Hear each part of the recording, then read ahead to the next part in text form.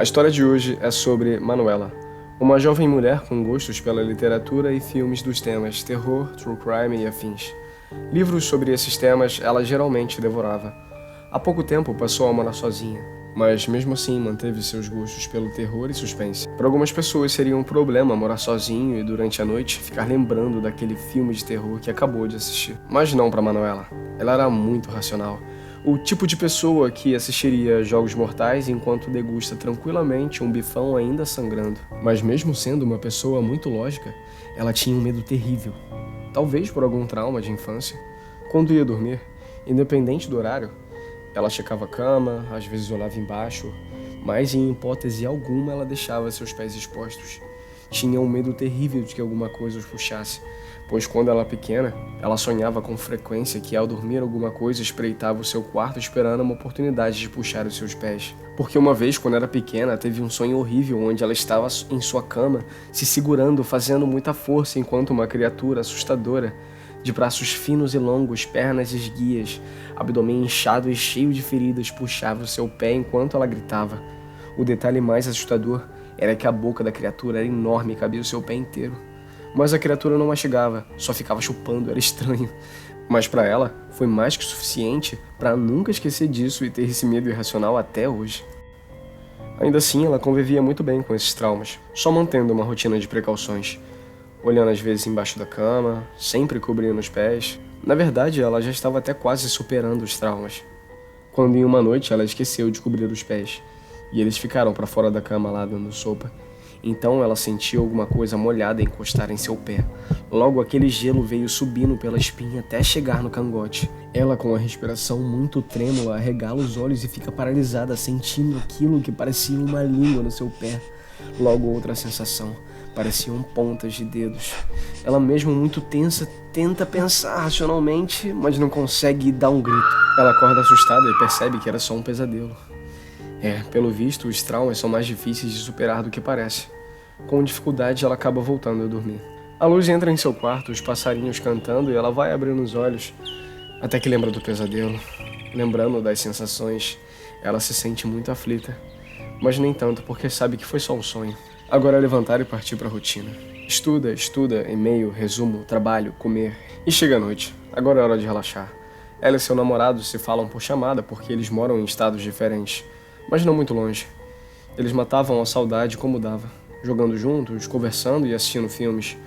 Como ela gostava muito de terror, era o que eles mais costumavam consumir. Não era um pesadelo de um medo recorrente que a faria não ver o terror de cada dia. Ela e seu namorado Júlio começam a ver o filme. Assistem e é interessante. Depois passam horas conversando, até que já é bem tarde, e os dois se despedem e vão dormir. Muito cansada, ela deita de qualquer jeito na cama. Vira pra lá, vira pra cá. Se mexe muito até dormindo. Se mexe tanto que quase cai da cama. Mas não caiu, só ficou com uma parte pra fora. Então, gelado, úmido, quase molhado, frio, no seu pé. Era aquela mesma sensação de antes. E quando ela dá um grito, ela ouve o som da porta do seu quarto. Parecia que alguém saiu correndo de lá. Tinha um líquido viscoso no seu pé, parecia baba, muito estranho. E dessa vez não era sonho. Ela, desesperada, liga para sua mãe que não atende, tremendo de medo em cima da cama, toda encolhida. Manuela olha em volta. Sozinha e à noite, seu quarto parecia muito mais assustador do que o normal. Em silêncio, só observava a porta que entreaberta que ela havia deixado encostada antes de dormir. Ela liga de novo para sua mãe. Tá me ligando nessa hora por quê, garota? Ela, ofegante, com a voz trêmula, diz a sua mãe. Mãe, tem alguém na minha casa. Senti umas coisas estranhas enquanto dormia. Ouvi o barulho da porta. A mãe dela, preocupada, diz que vai chamar a polícia imediatamente. Manu diz que tinha alguma coisa embaixo da cama dela e que tinha uma coisa gosmenta em seu pé.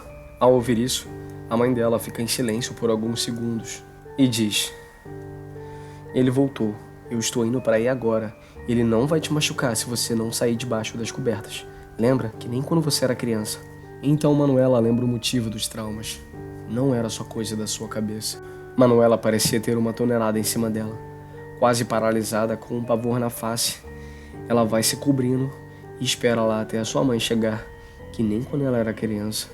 Certos traumas, às vezes turvos na mente, podem esconder memórias das quais nós não queremos lembrar. A história de hoje se passa numa área rural do nosso Brasil, onde moradores de uma região passaram a ser atormentados por um mal conhecido, uma mula sem cabeça. Há pouco tempo, essa criatura apareceu nas redondezas atormentando os moradores, que assustados passaram a não sair de casa preocupados com sua segurança, quando escurecia e principalmente quando a luz estava cheia no céu. Essa mudança não foi boa para os moradores da região, nem para a igreja, que logo se posicionou e enviou um padre especialista para resolver a situação. No final da missa, ele se apresenta.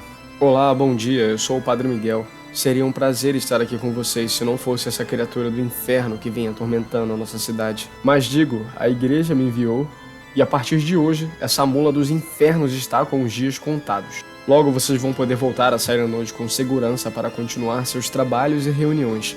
Podem contar comigo. Os moradores ficam muito aliviados ao saber que a igreja enviou um padre especialista para cuidar do assunto. Logo, o padre local, Padre João, fez os avisos da semana e encerrou a missa. Os fiéis vão para casa. À noite, na paróquia, o Padre Miguel avisa que vai sair à procura da criatura. O Padre Jorge, admirado, mas um pouco assustado, faz uma oração por seu colega, que logo sai pela porta. Padre Miguel sai pela noite em busca da criatura. Dá voltas e voltas, mas não encontra nada. Vê algumas pessoas na rua e alerta elas sobre o perigo que as ronda. Diz que a mula sem cabeça geralmente é muito hostil e perigosa. E de repente, ela, com seus 1,90 de puro terror, seus cachos batendo no chão acompanhados por sons de corrente, e aquele fogo que sai do lugar onde deveria estar a sua cabeça. As pessoas ali presentes ficam aterrorizadas. O padre se vira para elas e diz: saiam logo daqui, eu vou acabar com essa criatura demoníaca, e vai em direção a ela, que foge adentrando a plantação. Mas o Padre Miguel não a deixa escapar assim e sai correndo atrás dela. No dia seguinte, pela manhã, o padre é encontrado desacordado na plantação pelos moradores. Havia em seu corpo marcas de queimadura. Os moradores imediatamente vão checar o estado dele, mas ele está bem, só um pouco dolorido. Padre Miguel conta que enfrentou a criatura, mas não conseguiu acabar com ela. Isso foi a vontade de Deus, para aquele dia. Ele diz: não foi hoje, mas pode ter certeza que a vontade de Deus é essa. Eu irei acabar com essa mula. Padre Miguel é convidado para tomar um café. Ele aceita. E lá ele diz que na próxima noite ele com certeza acabará com essa mula infernal. Chegando na paróquia, ele conversa com o Padre Jorge, que revela estar em posse de uma relíquia sagrada, que poderia acabar com a mula. Era um osso de um frei, que era um santo da igreja. Ele conta a Padre Miguel que se desferir um golpe com o osso do frei, a mula terá seu fim. Mas Padre Miguel era um especialista e estava cético quanto a isso. Disse que nunca havia enfrentado uma mula assim. Ele dizia que a aspersão com água benta e orações eram suficientes, mas Padre Jorge estava preocupado com ele, que havia sido encontrado desacordado, e diz que por isso essa noite iria com ele. Padre Miguel, insatisfeito e relutante, acaba tendo que aceitar. Chega a noite e eles vão à procura do animal. Padre Miguel armado de orações e água benta e Padre Jorge com a relíquia sagrada. Eles a encontram numa estrada. Ela, mesmo sem cabeça, vem relinchando na direção deles. Seus relinchos são acompanhados de sons de uma mulher gritando. Os padres não se acovardam. Padre Miguel diz que vai realizar um ritual para salvar a alma da mulher, que agora é uma mula. Mas Padre Jorge diz que não vai ser possível. Eles brigam entre si.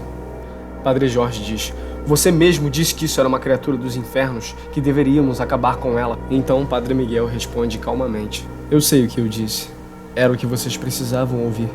Essa é minha esposa, e às vezes a maldição retorna, e eu coloco a minha velha batina e vou em busca dela para fazer a maldição regressar novamente. Padre Jorge fica muito espantado e grita chamando Padre Miguel de herege, dizendo que ele queimará no fogo do inferno junto com a meretriz dele. Padre Miguel apenas olha nos olhos dele e diz: eu te perdoo, pode ir embora. Vira de costas e vai andando em direção à mula para realizar o ritual que contém a maldição. Mas algo inesperado acontece. Sente uma coisa perfurar as suas costas, sente um líquido saindo do seu corpo. Padre Jorge havia perfurado ele com o osso do santo. Padre Miguel cai de joelhos agonizando e grita um nome: Helena. Com todo o ar dos seus pulmões, ele vigorosamente grita: Helena, que Deus nos perdoe, meu amor. Inesperadamente, a mula reage àquilo. Os relinchos vão se convertendo em gritos de uma mulher. A mula cai de lado e se contorce. Se ouve uma mistura de choro com relincho. Era um som melancólico e aterrorizante. Aos poucos vai se transformando em uma mulher, que vai correndo até o corpo do padre. Padre Jorge, admirado e assustado com a cena, vê que estava errado. Não era uma criatura dos infernos. Era uma mulher amaldiçoada que amava um homem que não podia ter amado. Ele retira o osso do corpo do padre e se afasta. Helena e Miguel, que na verdade já há um bom tempo já não era mais padre, se beijaram. Eles veem que, por sorte ou milagre, o ferimento não foi letal. Ela o ajuda a levantar. Ele tira parte das suas longas vestes de padre e dá para ela se cobrir. Se vira para Padre Jorge, que olha aquela cena e entende que foi um erro julgar eles assim. Apenas acena levemente com a cabeça e diz: "Acredito que agora vocês têm o perdão do Nosso Senhor." O casal olha para ele e sorri. Viram de costas e saem andando. Somem na mata. Na missa de domingo, o Padre Jorge conta aos fiéis como o Padre Miguel havia sido bravo na luta contra a criatura e como havia conseguido acabar com ela usando a relíquia sagrada. E quando perguntaram onde estava o Padre Miguel e o corpo da mula, ele respondeu: "O corpo da criatura se desfez em fumaça negra e vermelha. Já o nosso estimado Padre Miguel foi para outra cidade onde precisassem dos serviços dele." Todos ficaram satisfeitos com a explicação. Agora a vida pôde continuar normalmente. Os moradores do campo com seus trabalhos e entretenimento. O padre com suas missas e visitas e orações. O casal, isolado em algum lugar escondido, longe da ignorância humana. Pelo visto, a maldição de Helena havia se findado e eles viveram muito felizes juntos. Essa foi a minha história do personagem folclórico A Mula Sem Cabeça, tema sugerido pela seguidora do Instagram, Letícia. Se vocês gostaram, então, por favor, se inscrevam no meu canal no YouTube para incentivar a fazer mais histórias. Muito obrigado.